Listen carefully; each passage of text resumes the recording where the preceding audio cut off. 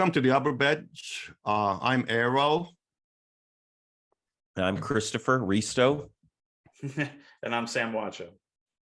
The idea today is that we're going to talk about, we're going to introduce Sam, one of the Upper Bench podcasters, and we're going to ask questions. So Sam, tell about how we even know you. Why are we here talking about sauna? Yeah, sauna to me is something that, I've always been a fan of since I was a little kid, always interested in it, but it really sparked off for me a couple of years back when I built my first sauna. And that was 2019. So I'd been a user for a number of years.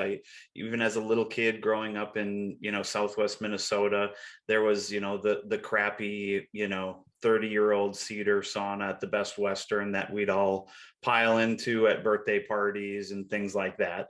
But that was probably my first introduction to sauna. But it was where all the guys would go and they would talk, and it was just nice being kind of a part of usually it was a group of guys, but sometimes wives and things like that were in there too. But it was nice being a part of such a welcoming, basic, really across the board. You're all just in there together, and it's kind of a unifying moment, which I really enjoyed and connected with. But through my years of living in Minnesota, sauna was always easily available. Every major gym would have one. Most hotels, not so much anymore. It's usually kind of the older hotels that are a little more traditional that still have them. But using them throughout growing up, I joined the military after my high school.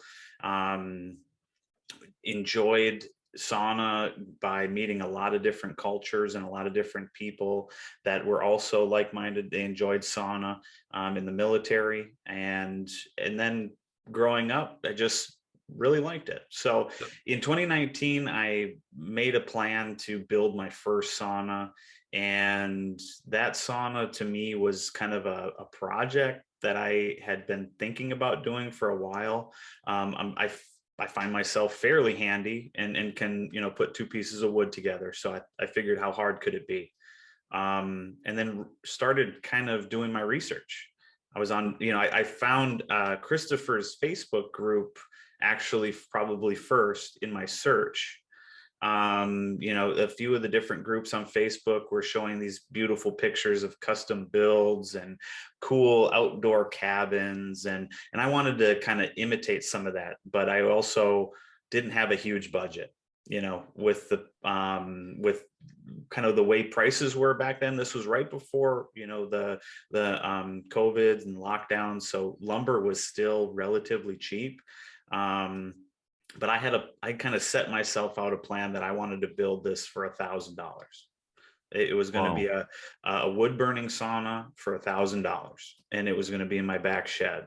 So I framed out this room. I found a kid that was welding these beautiful stoves at the tech college.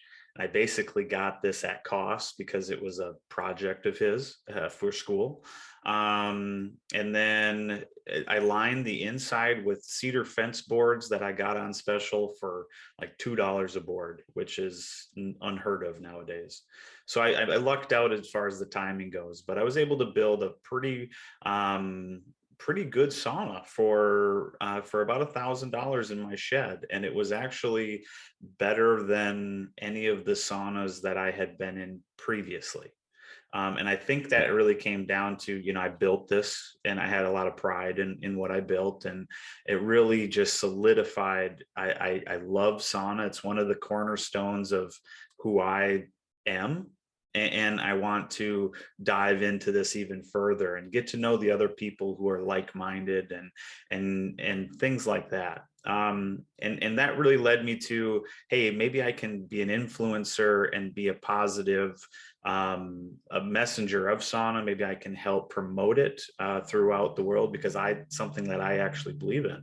So I got involved in the Reddit group, and at the time, it was just a shambles of what it is right now. It was filled with a lot of just virus bots and spreading a bunch of dumb YouTube videos of these infrared cabins that were basically space heaters, you know, that you plug into the wall. And I knew that they had to get cleaned out, and I had to get people talking about sauna as a whole. And so what year was this? What year did you? So that was, yeah, that was right around the same time as I was building it, you know, when I was doing my research. So yeah, 2019. So you went to check you'd found the Facebook group, Yeah. and then you went to check Reddit, and yeah, Reddit was crap at the time. There was no real helpfulness. There was not a lot of people talking. I think at the time when I was looking at it, it was under 2,000 members, and half of those were probably like just bots that were there to do advertisements for these online companies. Yeah, I think that's maybe where I first met you, or you reached out, and I was like, hey, there's this guy Sam, and I didn't even know you were from Minnesota. And it's like, oh, he's doing good stuff on Reddit. This is like legitimate sauna stuff. Because back then there was a really big infrared group on Facebook. Otherwise, you might hear about it like on Joe Rogan's podcast, like some sort of health related aspect. And they wouldn't get the Finnish sauna, the cultural, the depth very, you know, they wouldn't get it well. Right. So then I saw, you know, what you were doing on Reddit, and I was like, oh, that's interesting. They're doing some good stuff there. Yeah, and you have to kind of play devil's advocate a little bit sometimes too. And I think Reddit has at least a higher tolerance for, you know, criticism. Because I know it's hard a lot of times on Facebook or other social media platforms as well. I don't think anyone's very good anymore at taking constructive criticism. But especially when you can hide behind a phony username, sauna guy 33 at hotmail.com, you know, you're anonymous. So I think that it helps because you are anonymous a little bit more so on Reddit than you would be, you know, linking your Facebook profile to your name, you know. So I think people are a little bit more critical, sometimes to a fault. Sometimes it goes overboard and people are overly critical. So it's a little bit of the Wild West.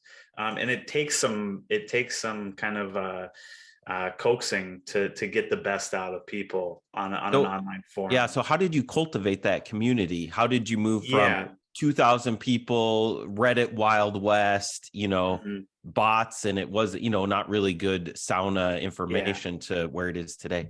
So, and honestly, I can't take all the credit because the first thing that I did was I basically enlisted 2 other very like-minded individuals to help me. One is a German fellow, and he kind of helps, especially during that 12-hour period during the day. And what's his name? What's that? What's his name or username? I can share his username. I don't want to blast him out if he's not looking for, you know, anything, but I'll be more than happy to share his username if he's comfortable with that. Okay. Yeah, but he's one of the moderators on the page. You can find him. His name is basically, his username on Reddit is ILL. And then the other gentleman that I found is actually also in Minnesota. So things are always kind of coming back to Minnesota, not realizing he was from there, but I knew he was in the central time zone. So, and his name is Zoinkability. But people have where in Minnesota? I'm just curious. I think he's in the cities, either Minneapolis or St. Paul. Okay. Or right outside of there. But he has wonderful comments. He's very active, and getting those 2 guys, because I saw that they were both positive contributors. You know, they were contributing positive, you know, responses to people's questions or good advice, or at least engaging in a lot of the community and in a positive way. So I was like, who better to help lead the group and continue that than these guys? So I reached out to them and pulled them in. it's been good because these guys and myself, we're constantly just kind of over in the background. I try to stay a little bit more disconnected now and be a little bit more neutral and observe, and only really get involved when things are escalated or people are reporting, abuse or bad things like that. But we have bylaws and we have rules. Hey, be courteous, be kind, but we do allow talk of sauna in all capacities. And that does rub some people the wrong way. But I feel like if we were to separate the talk about different modalities, if you will, then we're going to lose the influence in those other areas, So are Yeah, you go kind ahead. of skirting around the question of, do you allow infrared Right. sauna talk? Right. Absolutely. Yeah. And we do. And there's a reason, I feel that it should still be a part of the overarching sauna, because if let's say infrared goes and makes its own community, and in which they have basically in the industry, they have really tried to separate themselves from traditional. And by doing that, they can control the message. They can control how they're perceived, and they can control the way that they affect the market. So by having it as sauna should be the umbrella, sauna should be the top, it should be, and everything should fall under that. But if they are allowed to go out, and everybody's allowed to do whatever they want online, and that's why they're winning. What would you say is like the percent breakdown in the group? Say again. What would you say is like the percent breakdown in the group? Like, is it 50-50 infrared? And I would say the infrared chatter definitely is less than the traditional. And I think that's more so that we really haven't done a very good job of being very accepting of that talk either, or engaging with it in a positive way. I think those people, they don't post a lot on there because there are a lot of people with some strong feelings about traditional sauna, and infrared, and they do give these people, some grief. But if your group's attracting Finnish, Russian, Estonian, German people, in which we are by the boatload. Yeah, so they're probably they're not gonna probably take super kindly to infrared talk. What kind of, I'm sorry, what kind of how many people are we talking about here? Like, say, we'll start with Christopher Risto's the wood burning sauna group. How many people are there actively participating these days? Do you know? In the Facebook group, yes. I think we're about 6,000. I think there's a couple other groups that might be around 10. In Sam's Reddit, what are you guys at? So interestingly enough, just yesterday I got a notification from Reddit. We just surpassed 17,000. Wow. And so that puts us actually in the top 5% of Reddit communities. Granted, there's a billion Reddit communities that have one person.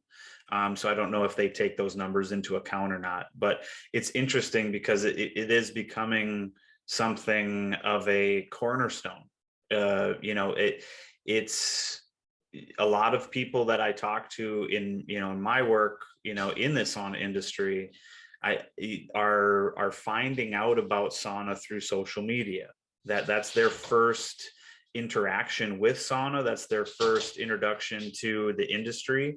And if Instagram is going to be pushing these, infrared rooms and things like that, then that's what they know, and that's all they're going to know, which is unfortunate. So being a part of hopefully opening their eyes to the whole spectrum of of sauna, that's what I really want to do with the Reddit group. And if you want to know how to wire a heater, or you want to know the best placement for your benching, or how to vent, those are also great resources that people are talking about and sharing. So it is educational, but the glory of a forum, just like Facebook, just like a podcast, just like whatever, is you can go off on a lot of tangents, and those things are welcome as well. And how do people find that group? Yeah, so if you're not already on Reddit, you can view all the content even by not having a Reddit account. If you just Google sauna Reddit, will be the top link. But it's a forum format. So basically, a user would submit a question or submit a post to the page, and then people can interact with it. They can comment, or they can reach out to the person that posted it and ask them questions or things like that. But really, it's anything sauna related goes. And we're very tolerant of what we put out there, but there is also a few of our bylaws that we really try to uphold. And one of those being is we really try not to talk or give medical advice. I think we can all agree that there are absolutely 100% without a doubt positive health benefits from using sauna, right? Now, to what degree and quantifiably, I think, the jury is still out with a lot of the studies that need to be done, right? Right. But the worst thing that anybody can do is give somebody bad medical advice. And Yes. when you can do that anonymously, that creates a very risky situation. So we do not allow a lot of medical talk. So and honestly, it's not that we don't want to help people, it's that we don't want to put them on the path to a bad decision. I always preface that by saying, hey, if anybody asks me a question about medical concern that they have, I always preface it saying, please talk to your doctor first before using a sauna if you're concerned about that. But in my opinion, or this is what I've heard, or this is what I've personally experienced. And I really don't want to get into these conversations of, well, if you use sauna, it's gonna cure COVID. That's the last thing that I want to hear. That's the last thing that I want to have people posting about, because it breeds a very toxic conversation just naturally. And people, that's one thing we don't allow in the group. So that's something that's helped us maintain a little bit more neutrality. But yeah, if you want to post a story about your personal sauna experience, and you have a question about, hey, what do you suggest to make it better? Or, hey, here's my personal sauna build. What do you guys think I should do to overcome this weird pipe in the ground? By all means, we welcome anything like that. Hey, I want to scroll back a little what you said before, because that what you were talking about sauna and the U.S. military. That's a very exciting topic. So did you actually get to sauna bait for real in the U.S. military? So in Minnesota, there's a camp up in north central Minnesota, Camp Ripley, and every year they host an exchange, and this isn't secret or anything. It's very publicized. There's a lot of newspaper articles and things like that. But there's a great kind of customary exchange with the Norwegian Army. And so there's a lot of Scandinavian influence, especially in north central Minnesota. And so, we would have tent saunas going, or the gym at the base had a sauna. So it was fun to get to kind of interact with these guys in an actual environment like that. How was the one at the gym at the base? I'm curious about that. You can probably about imagine. I mean, it was an old, like locker room kind of style. It would be like a traditional YMCA or gym sauna. It was probably maybe 5 by 4. You could fit 2-3 guys in there. And the cedar was probably as older than I was. Yeah, like the typical, like 160, 170, no ventilation. No ventilation, like an actual, like a pretty heavy duty door. It had a I couldn't remember. I couldn't remember the brand or the heater that was in there, but a little box wall mounted heater. And It was probably an old, 7.5 kilowatt or something like that. The rocks had probably never been switched out. But that thing was still humming. They see that, and that's one thing that that's great about some of those old heaters. And I really wish I could get like a page dedicated to like old heaters that are still working after 30 years. I'd love to see just like a collage of pictures of super old heaters that are just still ticking like a top, because they just don't make them like they used to anymore. But yeah, it was pretty standard in that regard. But the sauna that I used growing up that was really memorable for me was a gym in the town where I grew up, and it was a beautiful corner sauna outside of the pool area of the gym, and it had a probably like maybe a 6-foot section of like glass, but the rest was beautiful wood in a nice big L shape in the corner, and you could probably get comfortably, I would say, 10 people in there, and it had three tiers of benches, which was really nice, because really that third tier was where the second tier probably should have been. But a lot of people were down on the first tier, stretching, or they're in all their clothes, and they're in there just to warm up quick before they go run. Which was fine. And they kind of had a little area over on the side where they could all do that. But there was a great group of guys that would, come in basically every morning. These, some of these older gentlemen, they'd be smuggling in, a little bit of eucalyptus in their shorts, or, throwing water on the rocks all the time, and, giving the finger to the sign that said, don't. But, and they'd talk politics and they'd talk smart, but I'd love just sitting in there and listening, to those guys, and just kind of hearing about, what's important to these guys, because this is where they came to talk about it. You can tell. What town, what hotel was that? So this was in a town right outside of St. Cloud, Minnesota, called Sartell.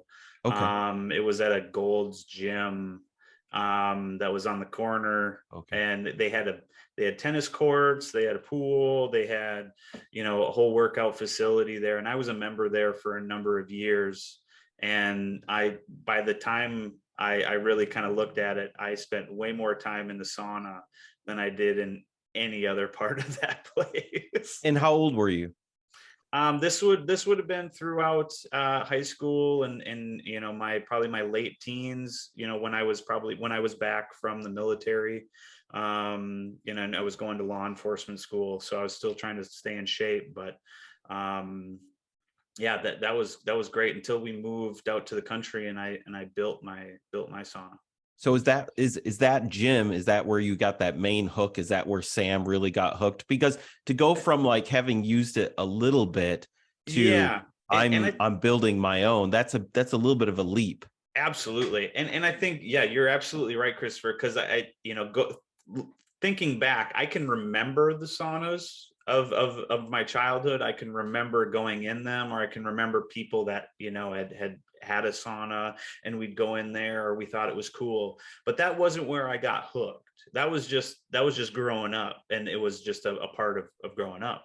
But yeah, I think sitting in there and just realizing, that like this was a communal thing that was so meaningful to these individuals, and hearing about them and knowing that is really, this is one town in the corner of the world somewhere, and there's this group of guys is that passionate about it.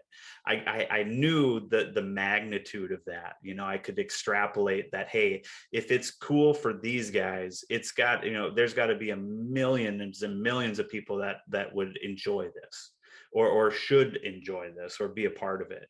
And especially when it's something that's so especially in today's climate of politics, religion, and these hot button topics, going to the gym or going to your doctor or going and doing something that's beneficial for yourself is one of the last things that is really kind of neutral and is positive. Nobody's going to poo-poo you for going to, your annual physical or going to the dentist, right? You can make your jokes about not wanting to go to the dentist, but the truth of the matter is those are things that they see as a positive, and it's a uniform positive. Doesn't matter left, right, up or down. And I think sauna to me is that great neutral zone, is that great space where everybody can be outside of kind of the noise. If I see somebody in the sauna with their cell phone, it takes a lot of my power not to go grab it and throw it out of there. This is a time to connect with people, hear ideas, not be influenced by all this outside noise, and start kind of listening to the inside out. That's it's so interesting you mentioned this. Of course, Norwegians do know their sauna. I've been to Oslo many times over. My kid brother used to live in Oslo, Norway, and he had a very nice sauna in his basement back in the day. But I just never realized, the things have consequences. So Finland is about to join NATO. Mm-hmm. And once every member country has ratified the application, it's like maybe, just maybe, they're going to be like very nice saunas in the US military bases in the future. We'll see. Oh, absolutely. And I love because you see this even in like the current conflict in Ukraine. These guys even in the trenches, they're building saunas. And I'm sure, if anybody has Googled sauna in the last 30 days, you've probably been targeted with this video of the Ukrainian soldiers, building a sauna in the trenches. And it's amazing to me how, people perceive that, or people are looking at this like they're building a sauna in the trenches. And, where maybe in North America or Americans are looking at this as kind of a luxury item, where, in there, I said, oh, so where else would you like them to clean up? In the mud, in the trench. I mean, this is probably the cleanest room they have within 30 miles. And it's going to be a space that is conflict free, quieter, but it's a place for them to decompress, clean, and really this does so much more for their overall morale and not just from the hygiene perspective. So getting people to understand that sauna is so much more than this box that their rich neighbor got because they thought it was the cool thing to get, where it really is. It's a personal thing, and it's on so many different levels, a necessity across the world. I love what the guys are doing with Sauna Aid, bringing saunas to Ukraine, for the soldiers to use, at some of these MWR, kind of more off the front lines, and they're back in kind of a more of a safe zone, and they're able to relax and use the sauna and get back to their roots and kind of decompress, which is great.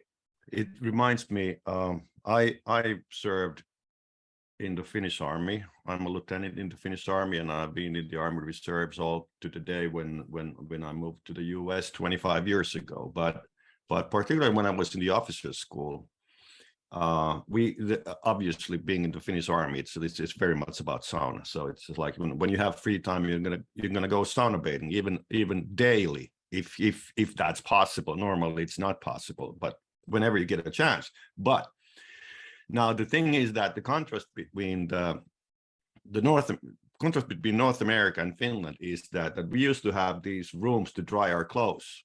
It's like, because we went like into the woods for a week, and then you come back and then you're this is Finland, so the weather is not that good most of the year. So anyway, so you are soaking wet, and you have this room to dry your clothes and the gear.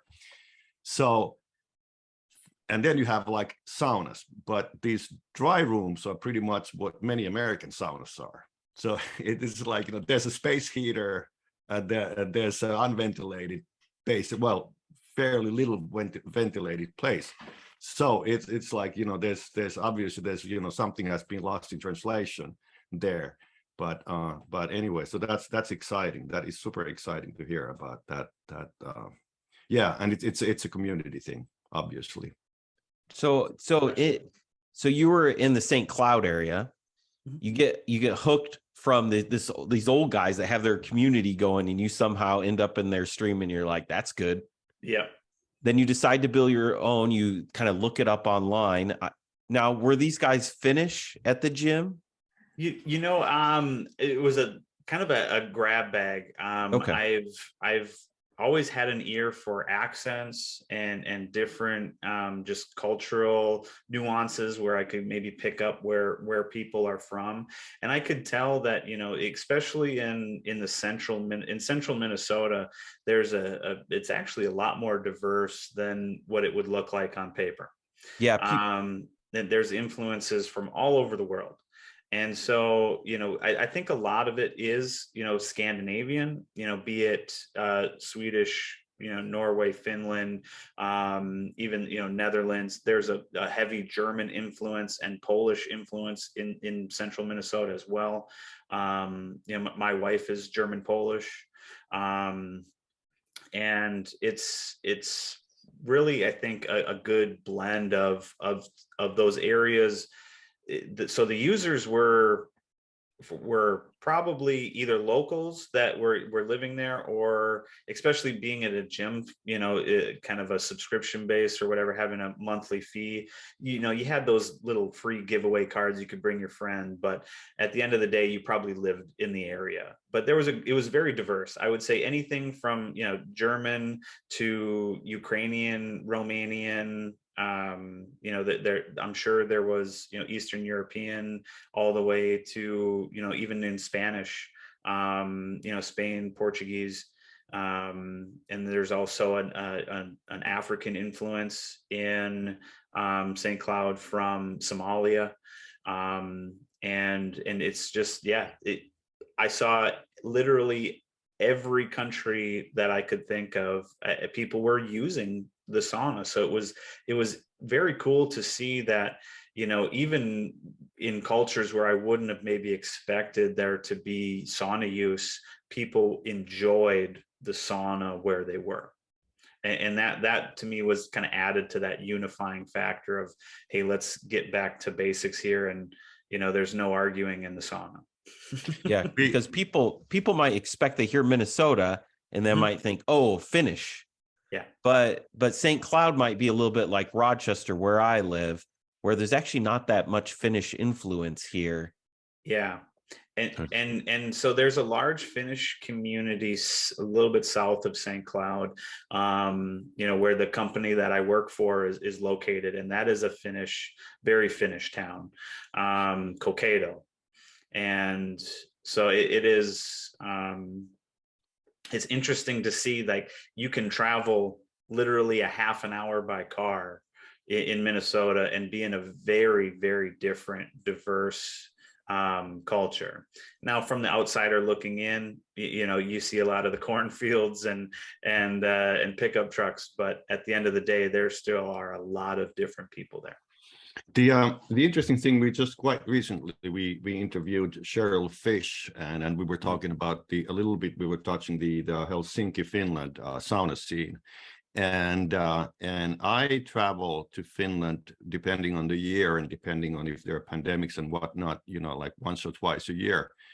And it's very interesting because the sauna back in the day, back home, used to be a very Finnish thing. So there's basically Helsinki area is like any other metropolitan area. There's a lot of tourists, but they didn't end up in saunas. Now it's totally the other way around. Yeah. So when you go to a like upper scale public sauna in Helsinki, what are you going to be amongst with our tourists? So they'll be filled with tourists all over the places, and places like you wouldn't even imagine that they would have any interest in saunas. Yeah. And we're seeing sauna tourism and really just a rise in sauna interest. I can basically track the the sauna interest just like a graph from when, going from 2,000 members on Reddit to 17,000, and the time it took to do that was not very long. Like I said, I got involved in 2019.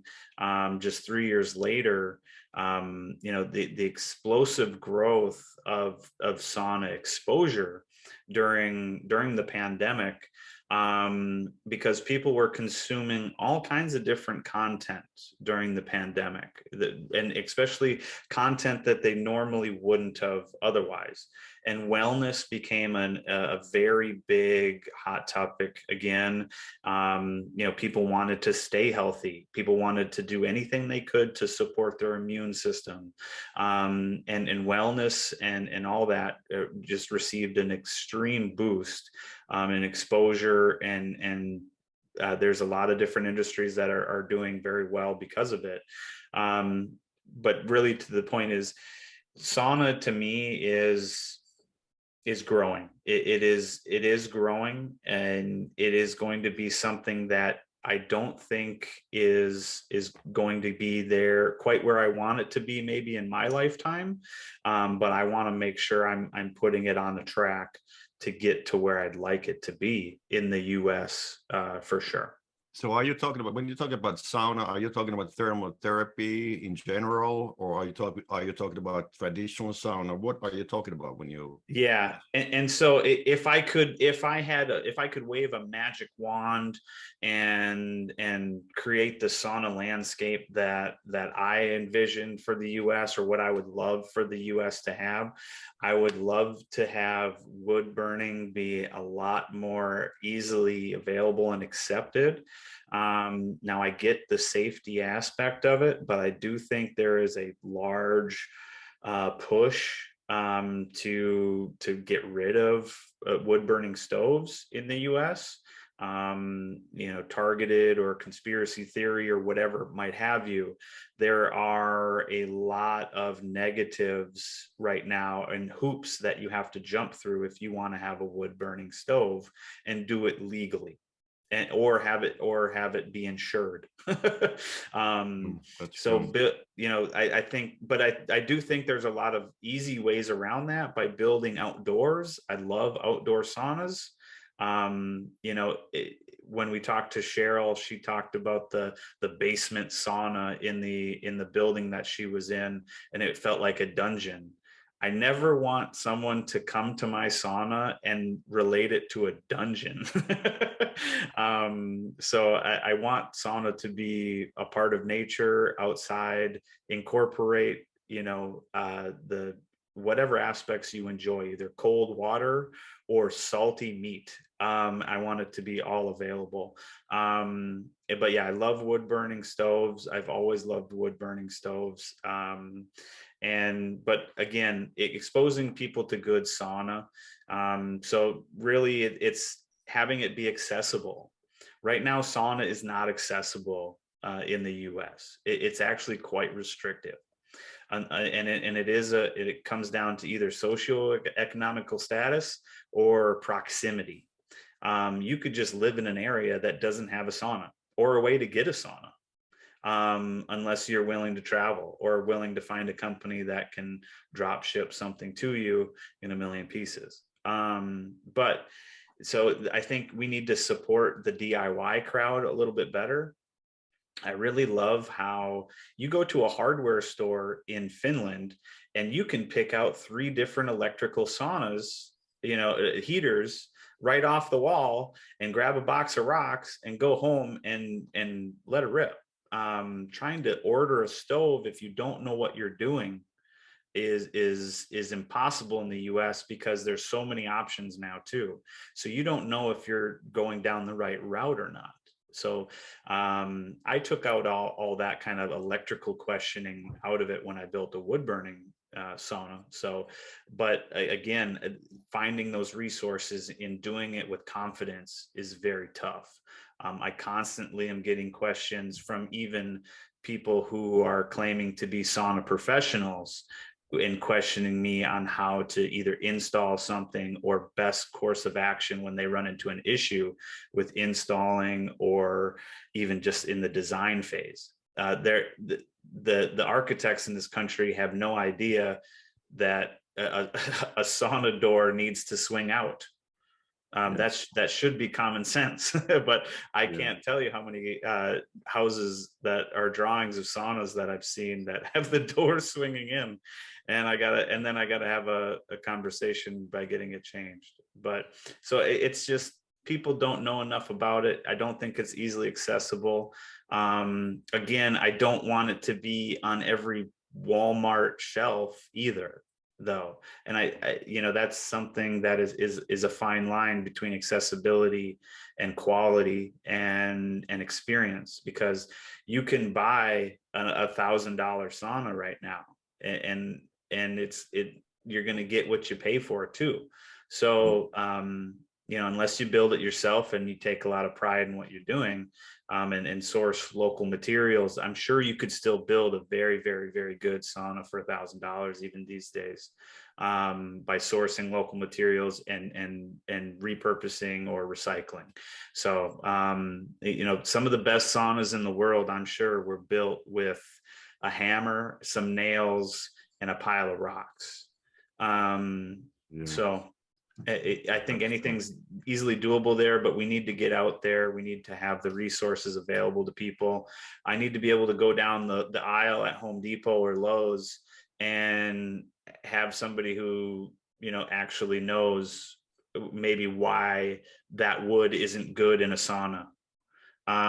Because how many DIY guys are going to the lumber yard, and it's not even a lumber yard, it's a big box store, and they're asking some 18-year-old kid, hey, do you think this wood's going to be good in a sauna? And the kid's never been in a sauna, and the person is just going off of what they saw. They saw cedar was good, so they spend 3 times as much on cedar, and then all of a sudden they get home and they've never actually worked with cedar or sat in a cedar room, and all of a sudden maybe they have an allergic reaction because they're part of that small population that's allergic to it. That would be a worst case scenario, but I would love for that person to be able to go somewhere and be like, you know what, there's a sauna at every public facility that that has basically bathrooms. I mean, granted, you're not going to have saunas at 7-Elevens, but I don't see why we can't have more public saunas, especially places where people gather. Like imagine a cold, I can't remember, there's a lot of sports that are played in the fall, imagine there was an outdoor sauna at the kids' ballpark, so you can warm up in between games, or especially there's a sauna at every hockey arena. You just can't see it. It's in the locker room.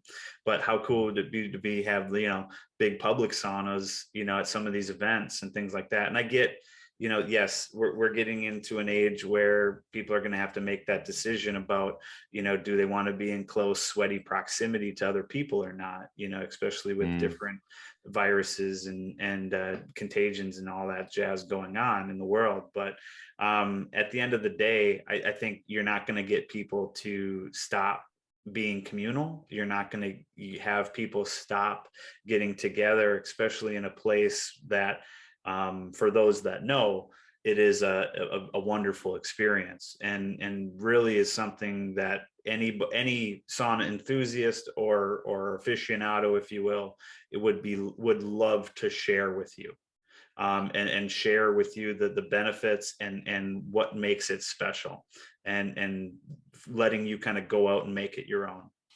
Now, when you built your first one, you're talking about the community aspect.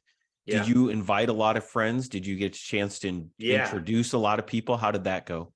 Yeah, so a few of my buddies, they always knew that I was, into sauna, or that I would go in my sauna. I had one friend who him and I would go into that gym sauna that I mentioned earlier, and inviting some of these guys over that had never done it, or ultimately the best experience that I had with that actual individual sauna was me passing it on to my family member who bought my house when I moved down south.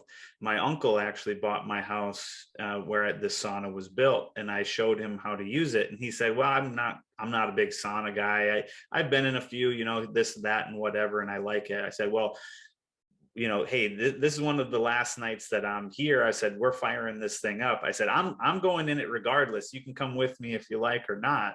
But this is my last night in this house, so I'm going to use this sauna before I say goodbye. He's like, oh yeah, I'll join you. So it's kind of like passing the torch. And I could just, like, I saw his, like, you know, I saw that look. I saw that look of him going, this is wonderful. He's like, I've never experienced anything, you know, to this, you know, kind of level of sauna and steam. Because I mean, with a wood burning stove, the average temperature in there would go from 180 to 200 Fahrenheit. So just under 100 degrees Celsius. And that was kind of my sweet spot where that stove would work really well at.